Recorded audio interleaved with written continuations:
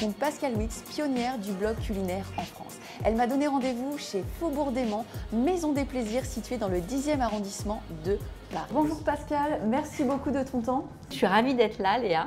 Ce qui m'intéressait, c'est de parler de ce blog que tu as créé, C'est moi qui l'ai fait en mars 2004, qui t'a permis de changer de vie et devenir auteur de livres culinaires et notamment rédactrice en chef pour 750 grammes.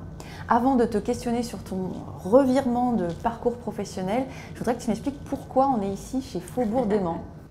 C'est un de mes restaurants chouchous. En fait, je l'ai découvert peu de temps après l'ouverture. Je suis venue avec des amis qui sont comme moi passionnés de gastronomie. Et j'ai vraiment eu un gros coup de cœur.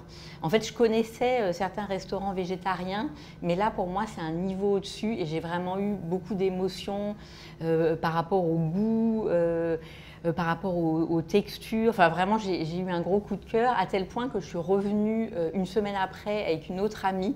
En fait, j'étais complètement obsédée, il fallait que je regoute au plat. J'avais jamais mangé de la cuisine végétale aussi aboutie, aussi raffinée. Tu m'as parlé d'Alice Thuillet, qui est la cofondatrice de Faubourg d'Aimant, oui. Qui t'a fait une confidence, je crois, quand tu as échangé avec elle. Elle m'a avoué qu'elle suivait mon blog quand elle était ado ou enfant, je ne me souviens pas. Et je me suis rendu compte que c'est pas la première fois qu'on me dit ça. Je trouve ça hyper émouvant. J'ai rencontré une autre jeune femme qui m'a dit tu sais, mes premiers gâteaux, je les ai faits grâce à ton blog. Alors ça me rajeunit pas, mais en fait je m'en fous. Je trouve que c'est hyper émouvant parce que moi j'apprends maintenant des choses auprès de ces personnes, donc je trouve que c'est sympa, c'est une belle reconnaissance. Justement, est-ce que tu peux nous rappeler comment toute cette aventure de blog a commencé? Je travaillais dans l'informatique, en fait je suis informaticienne, j'ai fait des études dans ce domaine-là et je travaillais pour une grosse entreprise. C'était génial, j'ai passé des années assez incroyables, je suis restée plus de 15 ans. Et en fait le hasard a fait que j'ai pris un congé sabbatique pendant 1 an. On avait des problèmes de garde d'enfants et donc j'avais besoin de temps. Et pendant ce congé sabbatique, j'ai continué à beaucoup cuisiner, enfin encore plus parce que j'avais du temps, les enfants allaient à l'école, j'avais plutôt la belle vie. Et au hasard d'une recherche dans Google, je suis tombée sur un blog de cuisine américain, mais écrit par une Française.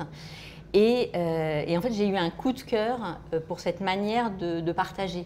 Parce qu'en fait, à l'époque, donc tout début 2004, il y avait les sites, il y avait les forums, mais moi je connaissais pas, j'avoue, je connaissais pas les blogs.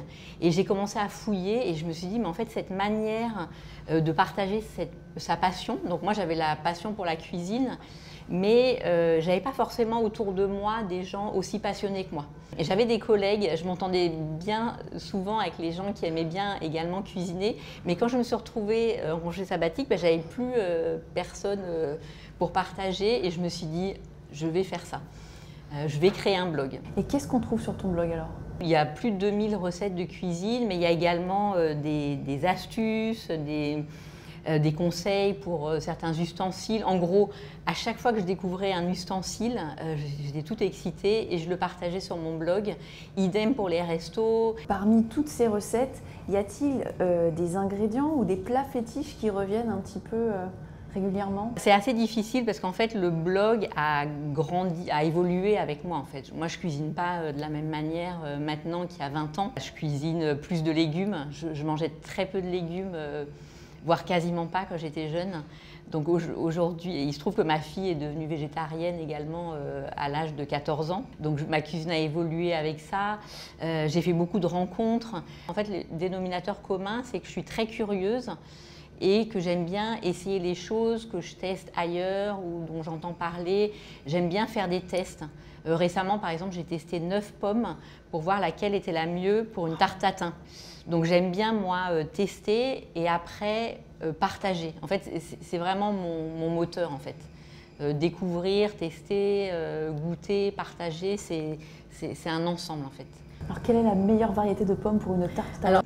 De la variété Crisp que je trouve dans une boutique bio près de chez moi. Elle est très bonne à croquer, mais il se trouve qu'elle marche très bien pour la tatin parce qu'en fait, elle garde sa forme, mais elle devient fondante. Même si j'ai compris que tu avais une curiosité, une appétence pour des découvertes, il y a forcément un produit qui revient, n'est-ce pas? La pomme de terre, par hasard. Ah oui, la fameuse, oui, c'est vrai. Je pense que la pomme de terre, c'est C'est un de mes ingrédients préférés, c'est vrai.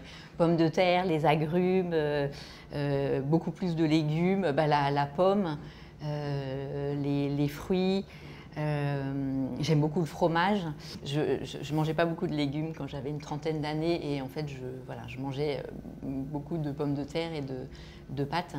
Et il se trouve que j'ai travaillé en freelance pour la collective des pommes de terre et là j'ai appris un nombre de trucs, donc j'aime encore plus les pommes de terre. Et c'est vrai qu'il y a une saisonnalité dans la cuisine. Quels sont malgré tout les plats qui peuvent être des incontournables qu'on pourrait cuisiner un petit peu toute l'année? Pour moi, les légumes sont une source d'inspiration énorme, ce qui est assez drôle vu mon passif, entre guillemets. En fait, je les aime toute l'année et on peut rendre sexy des légumes même en hiver. D'ailleurs, c'est ce que fait très bien ce restaurant. Donc je dirais que c'est peut-être le fil conducteur. Par exemple, j'aime beaucoup les salades de légumes, que ça soit qu'on soit en été ou en hiver.